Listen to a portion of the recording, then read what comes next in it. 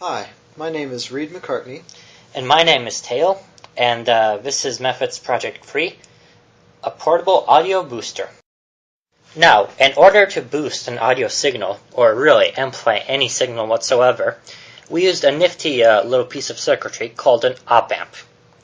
The op-amp has two inputs, an inverting one denoted by the minus, and a non-inverting one denoted by the plus, an output, and takes in powers from two sources.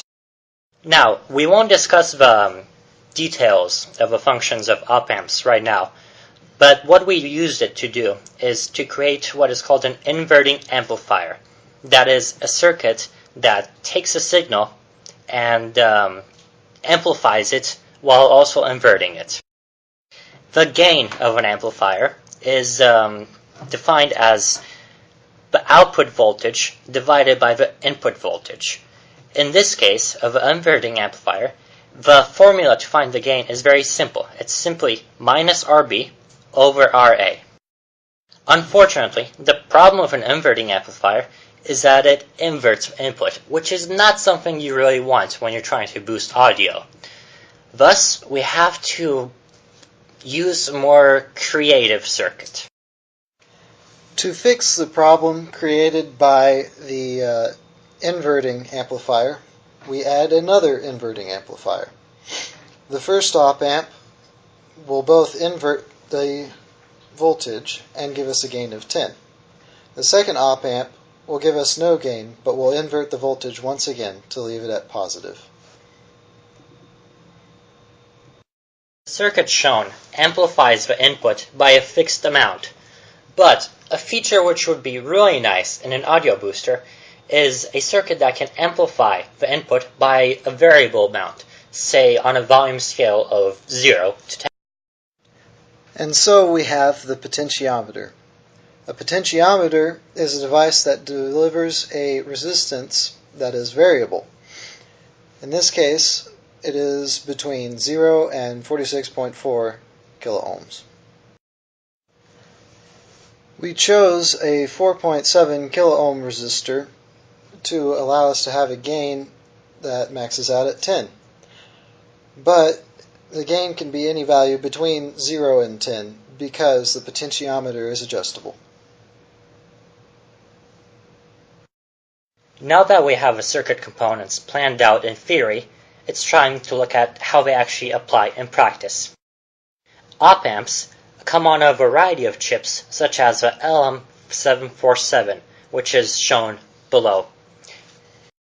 The 747 in fact has two op-amps, one on each side. Each op-amp still has two inputs and one output, but they are both fed by the same plus V and minus V. Now that we have everything planned out, it's time to show you our actual circuit. Before we do so, since our circuit might look a bit like a forest of wires, we have a color code that we've made for you. White wires are V minus, red wires are V plus, black wires are ground, the green wires are the input, the yellow wires are the output, and the orange and blue wires lead to the potentiometers. Now that we have all the theoretical things out of the way, we can show you our actual built circuit. Before we do so, take a look at the diagram again to remember what it looked like. Now, this is our circuit. You might notice two things right away. First of all, the circuit is doubled. That is so we can also work with stereo sound. In stereo sound, the right audio channel and the left audio channel are separate inputs and also lead to separate outputs. That is why we have to double the circuit, one for each input-output pair. The second thing you might have noticed is that this circuit looks nothing like our diagram, and it's in fact very, very difficult to tell what's going on. Unfortunately, we can't do much about that because our camera quality is fairly low. One more thing. Op-amps require both a positive and negative voltage to operate. Unfortunately, we only have one power source. To get around this problem, we set up the voltage divider shown, allowing us to create a virtual ground. This virtual ground, set up at the halfway point between Vs and its ground, would be used as the actual ground by the rest of the circuit. Thus, any voltages in our circuit would be measured in relation to our virtual ground rather than Vs's ground. This would make V plus simply Vs over 2, while V minus would be minus Vs over 2. This results in two voltages, equal yet of opposite sign, which is exactly what we need to power the op-amp.